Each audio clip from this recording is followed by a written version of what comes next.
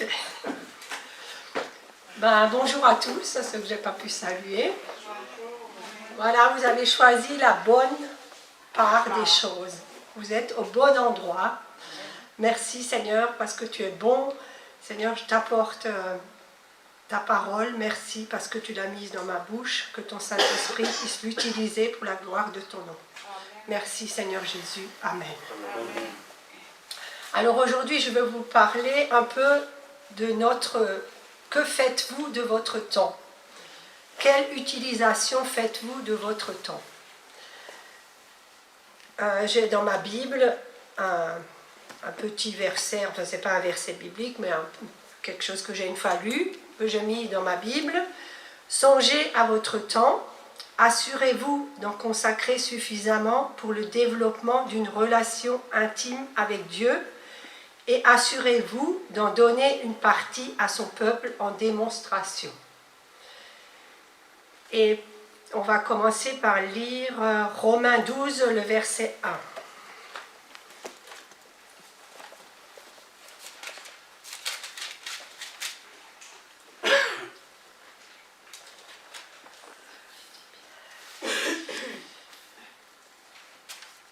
Je vous exhorte donc, frères, mais c'est aussi pour les sœurs, par les compassions de Dieu, à offrir vos corps comme un sacrifice vivant, saint, agréable à Dieu, ce qui sera de votre part un culte raisonnable. Donc la parole de Dieu, elle nous dit ici qu'il faut offrir nos corps comme un sacrifice vivant et que ce sera de notre part un culte raisonnable. Donc pour gérer notre temps, nous utilisons bien sûr notre corps. Et notre temps, c'est aussi notre vie. Vous savez, le temps, c'est vraiment un cadeau de Dieu. Quand je vois des personnes mourir autour de moi, jeunes, je me dis, nous, on a plus de chances d'arriver à un certain âge parce que c'est vraiment un cadeau de Dieu. Et vraiment, je remercie le Seigneur pour ces 61 ans qu'il m'a donné, parce que c'est la veille de mon anniversaire, et qu'il puisse encore m'utiliser pour la gloire de son nom. Et merci pour ce temps qui soit fructueux encore dans ma vie, mais aussi que je puisse bénir avec ce temps mes frères et sœurs et tous ceux que je suis appelée à rencontrer. C'est Dieu qui nous donne la vie, et c'est aussi Dieu qui nous reprend la vie. Et entre ces deux moments, il faut que nous gérions le temps qu'il nous accorde sur cette terre. Et qu'est-ce qui a donné un sens à ma vie? Bien sûr, c'est que seul Jésus qui a donné un sens à ma vie, mais on peut aussi donner un sens à notre vie quand on sait pourquoi on a été créé et qui nous a créés. Et Dieu nous a créés pour la vie, choisi la vie et non la mort. Dans un premier temps, on va aussi voir comment Dieu voit le temps. Donc ça c'est Ésaïe 57, le verset 15.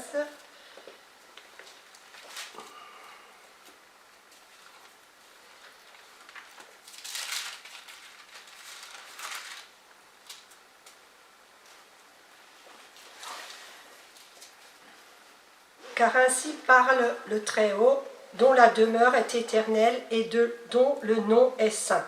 J'habite dans les lieux élevés et dans la sainteté, mais je suis avec l'homme contrit et humilié, afin de ranimer les esprits humiliés, afin de ranimer les cœurs contrits. Donc on voit que la demeure de Dieu est éternelle, que c'est Dieu qui a créé le temps. Et je crois que nos esprits sont limités un peu, parce que Dieu a toujours existé, et nous, on ne peut pas comprendre ça. Enfin moi, personnellement, je ne peux pas trop comprendre ça. Mais c'est Dieu qui a créé le temps. Et vous savez bien aussi, devant le Seigneur, un jour est comme 1000 ans, et 1000 ans comme un jour. Donc la parole de Dieu, la Bible, nous apprend que la notion du temps est liée à la personne de Dieu. C'est lui qui donne le souffle de vie, et c'est le souffle qui retourne à lui après la mort. La vie ne nous appartient pas, nous sommes les gestionnaires de la vie que Dieu nous donne et du temps qu'il nous donne. Donc on va lire 2 Corinthiens 6, le verset 2. Car il dit, au temps favorable, je t'ai exaucé, au jour du salut, je t'ai secouru. Voici maintenant le temps favorable, voici maintenant le jour du salut. On voit que Dieu a un temps favorable pour chacun de nous et aujourd'hui encore est le jour du salut. C'est vrai que le mot salut veut dire beaucoup de choses, guérison, délivrance. Qui est-ce qui nous a donné la vraie liberté? C'est Dieu qui nous a donné la vraie liberté. Et Dieu, vous savez, n'est jamais paralysé par le temps. Il n'a jamais besoin d'écrire des petits tickets comme moi pour me rappeler ce que j'ai à faire. Parce que, bon, c'est une bonne idée pour se rappeler les priorités, de faire des petits tickets. Mais Dieu, il n'a jamais besoin de faire de petits tickets. Il se rappelle toujours et aussi il vous bénit. Il exauce vos prières au temps favorable. Donc à chacun de nous, il arrive de dire, j'ai pas le temps, j'arrive pas à finir ce que je veux faire, 24 heures, ça me suffit pas. Donc, ne nous laissons pas submerger. Il y a un temps pour toute chose, nous dit la Bible, c'est dans Ecclésiaste. Autant que chrétiens, je pense que tous, on veut faire le meilleur usage de notre temps. Et le temps, c'est le même pour tous. La seule différence est le choix que nous faisons pour l'utiliser. On a toujours le choix. Mais en premier, qu'est-ce qu'un chrétien doit faire? Il doit revenir à la source et considérer la manière dont Dieu voit le temps. Bien sûr, avec l'aide du Saint-Esprit, on peut apprendre beaucoup de choses sur la bonne gestion de notre temps. Dieu aussi est toujours ponctuel. Il agit toujours au bon moment. Des fois, vous croyez que le Seigneur, il devrait être comme un distributeur automatique. Dès que vous priez, il faudrait que ça arrive. Ah ben non, le Seigneur, il est ponctuel et il a un temps parfait pour toute chose. Il n'est jamais en retard. Et lorsqu'on est face à un problème et qu'on prie, il arrive parfois que la réponse, elle soit immédiate, mais des fois, elle n'est pas immédiate. Donc, on va lire un exemple dans la Bible, que vous connaissez, je pense, la plupart. C'est l'histoire de Lazare. Donc, Marthe et Marie ont leur frère qui est malade, et ayant fait confiance en Jésus, elles envoient l'appeler en espérant qu'il viendra tout de suite sauver leur frère. Mais 2 jours après Jésus, il n'était toujours pas venu, bien que sachant attendu par les 2 sœurs. Et elles étaient sans doute impatientes, parce que moi je pense que j'aurais été très impatiente, et elles se disent que tout est perdu, que mon frère, il ne sera jamais guéri. Et on voit par la suite que Lazare est revenu à la vie, même quand les 2 sœurs ne s'y attendaient plus. Quand on prie, on est souvent comme les 2 sœurs de Lazare, et on veut une réponse immédiate. Nous sommes impatients, mais ce matin, je veux vous encourager à persévérer. Le temps de Dieu est toujours le meilleur. Et le Seigneur aussi, qu'est-ce qu'il peut nous apprendre par ça? Il veut nous apprendre la patience et il veut nous apprendre à forger notre caractère. Vous savez, notre temps, ce que le Seigneur il désire, c'est qu'on le glorifie par ce qu'on vit, par notre temps. Donc, soyons patients, même si nos yeux, la réponse du Seigneur tarde, car Jésus sait toujours ce qu'il fait. Et n'oublions pas aussi qu'il a toujours le meilleur en réserve pour chacun de nous. Toutes les situations que nous traversons sont pour la gloire de Dieu, afin que le Fils de Dieu soit glorifié dans nos vies. Il nous connaît tellement bien et connaît bien ce qui est pour nous, mieux que nous-mêmes. Même si on ne comprend pas son silence, continuons à chercher sa face. Lui seul est capable d'accomplir vraiment des prodiges dans nos vies. Donc, je vais vous parler un peu de la gestion de notre temps, comment on peut utiliser notre temps. Donc la gestion de notre temps fait appel à une certaine sagesse.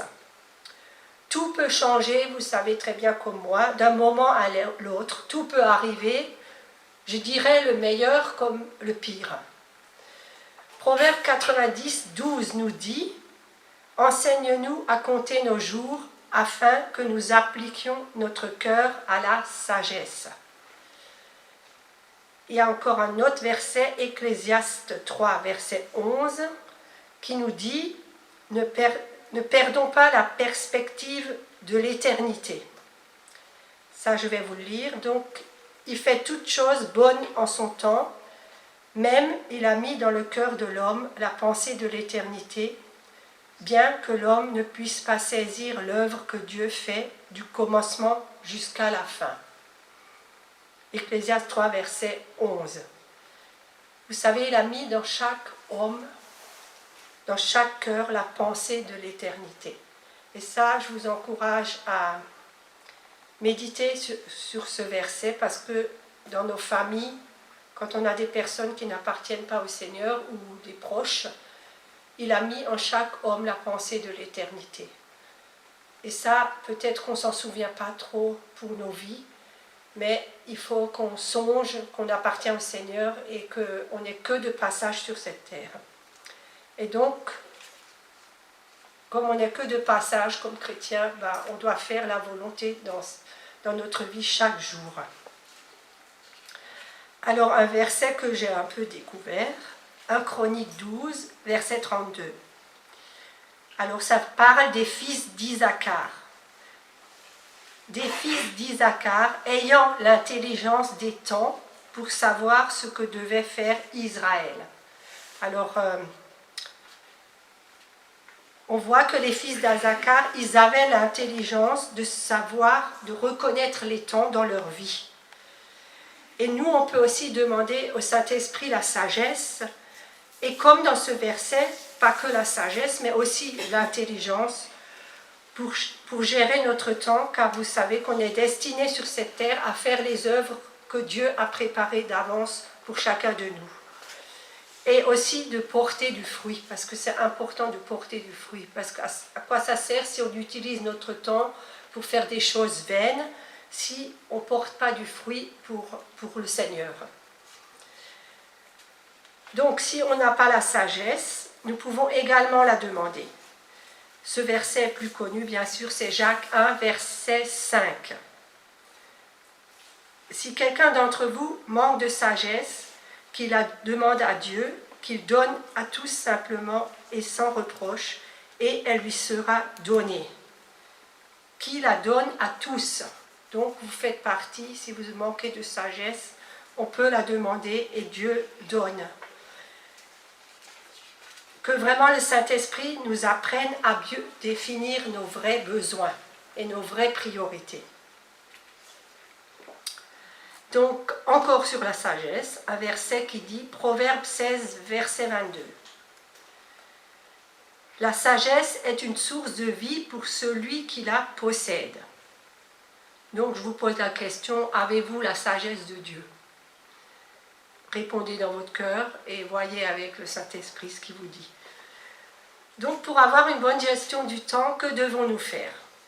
D'abord, on doit prendre du temps pour nous-mêmes.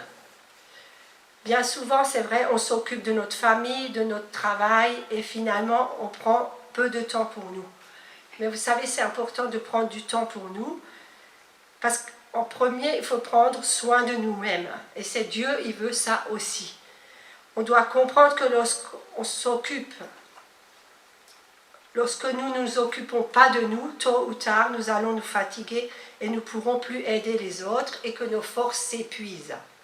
Donc en premier, on doit prendre du temps pour nous, mais je dirais du temps de valeur avec le Seigneur.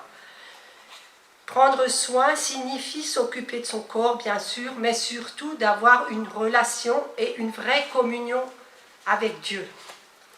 C'est un point très essentiel, et je dirais même vital, pour bien vivre et pour pouvoir apporter quelque chose aux autres. Parce que si vous n'êtes pas bien vous-même avec le Seigneur, vous ne pouvez rien apporter aux autres. Et c'est dans cette relation avec le Seigneur aussi que nos forces se renouvellent. On l'a même chanté ce matin. Ésaïe 40, 31. Mais ceux qui se confient en l'Éternel renouvellent leurs forces. Ils prennent le vol comme les aigles, ils courent et ne se lassent point, ils marchent et ne se fatiguent point. Alors si on gère correctement notre temps avec l'aide du Saint-Esprit, cela nous permet aussi d'être productifs et aussi de pouvoir aider les autres. On devient ainsi une bénédiction pour ceux qui nous entourent. Ce que le Seigneur nous demande, c'est aussi de porter du fruit, et cela passe bien sûr par une bonne gestion de notre temps. Alors on ne peut pas maîtriser notre temps tant qu'on n'a pas clairement défini nos priorités. La Bible révèle que Dieu a des plans. Donc nous, on doit aussi planifier ce temps. Ecclésiaste 3, verset 11, « Il y a un temps pour tout, un temps pour toute chose sous les cieux. » Ce verset ne s'arrête pas là, mais il est très long, vous verrez. Un temps pour aimer, un temps pour haïr. Ça m'a toujours un peu choqué, mais bon, je comprendrai un jour. Donc, vous connaissez tous l'histoire de Marthe et Marie. Alors que Marthe préparait le repas, Marie restait assise auprès de Jésus pour écouter chacune de ses paroles. Et Marthe alla voir Jésus pour lui demander si c'était normal que Marie ne l'aide pas et préfère rester assise. Luc 10, verset 42. Une seule chose est nécessaire. Marie a choisi la bonne part qui ne lui sera point ôtée, répondit Jésus. Donc on voit que choisir la bonne part, c'est être assis au pied de Jésus. Et ça, il faut le faire quotidiennement, parce que je crois qu'une journée est beaucoup plus réussie si on s'assied de bon matin auprès de Jésus et qu'on demande sa sagesse et son intelligence pour gérer le temps. Donc, qu'est-ce qu'elle a fait Marie? Marie a fondé en premier sa vie sur les directives de Jésus. Ce que Jésus voulait faire comprendre à Marthe, c'est qu'elle devait aussi apprécier le temps présent et savoir s'arrêter quand cela est nécessaire. Et souvent, vous savez, le Saint-Esprit me dit, apprécie le temps présent. Même si tu es au travail, apprécie le temps présent. Parce que combien de personnes n'ont pas de travail et aimeraient être à ta place. Même apprécie d'avoir la santé. Parce que quand on la perd, on voit ce qui nous manque vraiment. Et quand on la retrouve, la santé, on est plein de force et on se rend vraiment compte que la santé, c'est une grande bénédiction. Et je crois que le Seigneur, il désire pour tous que vous soyez en pleine santé. Appréciez les petites choses de la vie. Moi, j'aime les fleurs, j'aime regarder un cactus qui fleurit, un oiseau qui picore au bord de la fenêtre de bon matin, les chats qui viennent nous cajoler, des petites choses, mais ça fait le bonheur de ma vie parce que c'est Dieu qui a créé la nature, c'est Dieu qui a créé les animaux, c'est Dieu qui a créé toutes ces merveilles qui sont autour de nous.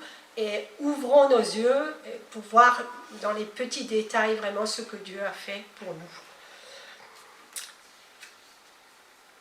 Il n'y a pas seulement ce qu'on fait qui est important, mais aussi à contempler l'œuvre du Seigneur et à profiter de toutes ces bénédictions.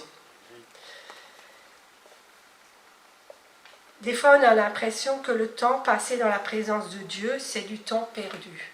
Ben non, ce n'est pas du temps perdu. Vous savez, les réunions de prière, comme a dit mon mari, ce n'est pas du temps perdu, parce qu'il y a quelque chose qui se débloque dans les lieux spirituels.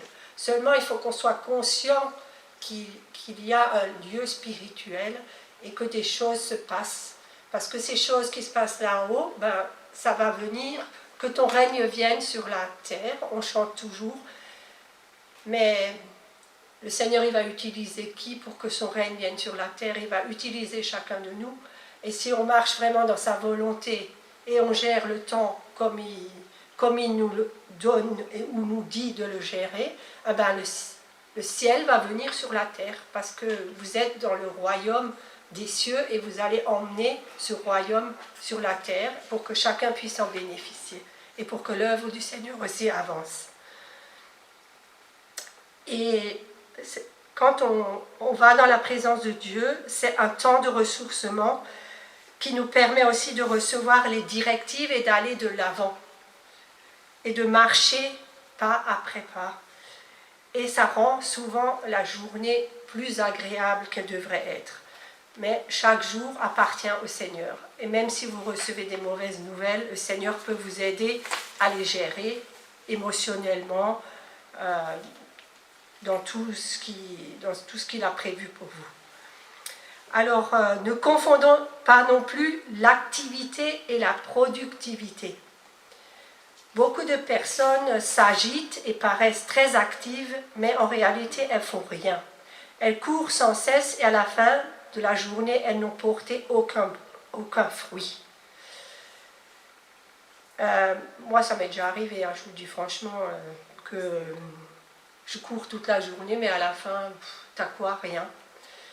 Et le désir de notre Seigneur, c'est qu'on porte du fruit. Donc, utilisons notre temps pour des choses qui valent la peine. Et pour cela, on doit demander à Dieu de nous montrer ce qui est essentiel. Alors, ne faisons pas les choses pour Dieu, mais faisons les choses avec Dieu. Et on aura beaucoup plus de résultats. Donc, on a aussi à prendre nos responsabilités dans la gestion du temps. Parce que des fois, c'est facile de dire qu'on va là, on va là, on va là, on va là, ou on fait ci, on fait ça. Mais est-ce que c'est vraiment dans le plan de Dieu pour le jour-là? Et je sais qu'à un moment de ma vie, j'aimais bien bricoler et je mettais plutôt le bricolage au-dessus, à la place de me ressourcer dans le Seigneur. Et le Seigneur m'a montré, m'a dit, là, tu gestionnes mal ton temps, il faut que tu prennes plus de temps avec moi, parce que le Seigneur avait des choses à me révéler. Et voilà, j'ai un peu inversé les priorités. Oui, merci. Donc, on a toujours aussi un choix à faire devant un événement. Soit on accepte, soit on le subit, soit on n'en tient pas compte, soit on le combat, soit on le transforme, soit on positive. Vous savez, on dit la pensée positive, mais la foi, c'est quelque chose de positif. Et ce n'est pas un moins dans notre vie, c'est un plus dans notre vie, qui a la forme d'une croix. À qui d'autre irions-nous, Seigneur, tu as les paroles de la vie. Donc, ça peut arriver qu'on a des décisions très importantes à prendre dans notre vie. Donc, tenons-nous au pied de Jésus qui nous aidera vraiment à prendre la bonne direction. Personnellement, dans les années 92-93, j'avais une décision importante à prendre par rapport à la gestion de mon temps, parce que l'entreprise de mon mari venait de perdre beaucoup d'argent parce que plusieurs clients ne l'avaient pas payé. Et c'était une très grosse somme. Vous savez, quand on est marié, c'est pour le meilleur et pour le pire. Et là, je peux vous dire que c'était un peu un pire dans ma vie. Mais j'étais mariée et je savais aussi que Dieu allait pourvoir à tous nos besoins. Et moi, on venait d'avoir notre fille et j'avais pris un congé parental de 3 ans. Au bout de ce congé parental, je me disais, il faudrait peut-être que je reprenne, pour monter les finances, que je reprenne mon travail. À plein temps, ça serait peut-être l'idéal. Et puis, j'ai tout remis au Seigneur. J'ai dit, Seigneur, t'en parles d'abord à mon mari, parce que c'est lui, le chef de la famille, et il faut qu'on aille dans la même direction, parce que s'il y en a un qui n'est pas d'accord, ça ne va pas. Et puis, ça n'a pas loupé, le Seigneur, quelque temps après, avait parlé à Paul et il me dit, écoute, si tu reprenais ton travail à mi-temps. Alors je me suis dit, oh là là, mais ça ne va pas suffire. Vous voyez, on se fait tout plein de raisonnements, peut-être, j'étais inquiète, quoi. Et puis, finalement, je me suis dit, si je reprends à plein temps, je ne vais plus avoir de temps pour passer avec le Seigneur parce que je serai trop trop active, faire le ménage, m'occuper de ma fille. Et je pensais, voilà, bon, je me suis dit, ben, c'est plus sage de reprendre à mi-temps. Et c'est ce que j'ai fait. Et aussi, ce que le Seigneur m'a appris par ça, c'est qu'il n'y avait pas que l'argent. C'est beaucoup plus important dans une famille d'avoir la paix, d'avoir l'amour, de bien s'entendre et de s'aimer. Et je crois que vraiment le Seigneur m'a donné une grande leçon. Il n'y a pas que les choses matérielles de ce monde, il y a des autres choses, il y a des valeurs plus grandes que l'argent.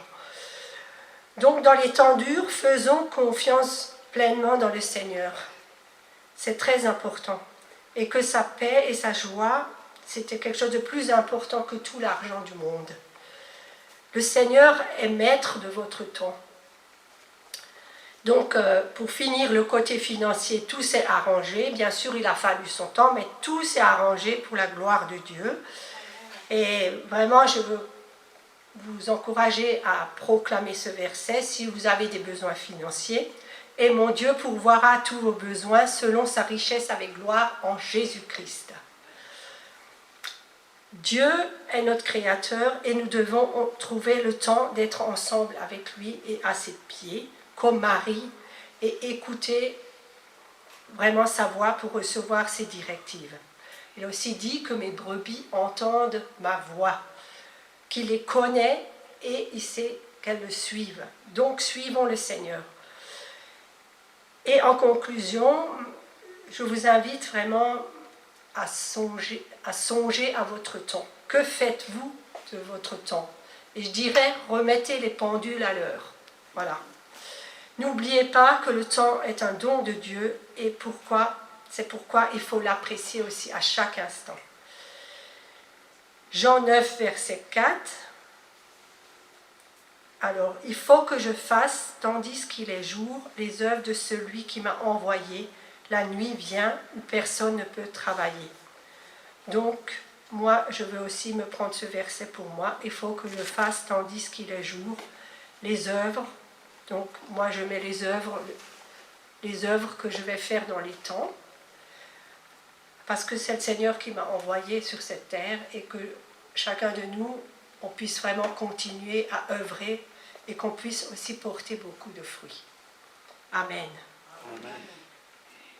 Seigneur, je te prie et je te bénis pour ta parole parce qu'elle nous fait toujours beaucoup de bien, pour ton Saint-Esprit qui est à l'œuvre dans nos vies, que chacun, on puisse songer à notre temps et ce que nous en faisons. Merci parce que tu veux te glorifier dans nos vies. Continue à nous utiliser chacun de nous. Bénis, Seigneur, chaque personne, chaque frère et sœur. Merci parce que tu nous aides, que ton royaume vienne sur cette terre. Et tu bénis, Seigneur, chacun de nous. Merci aussi parce que tu nous aimes d'un amour éternel et parce que tu as toujours le meilleur pour chacun de nous. Au nom de Jésus, Amen. Amen.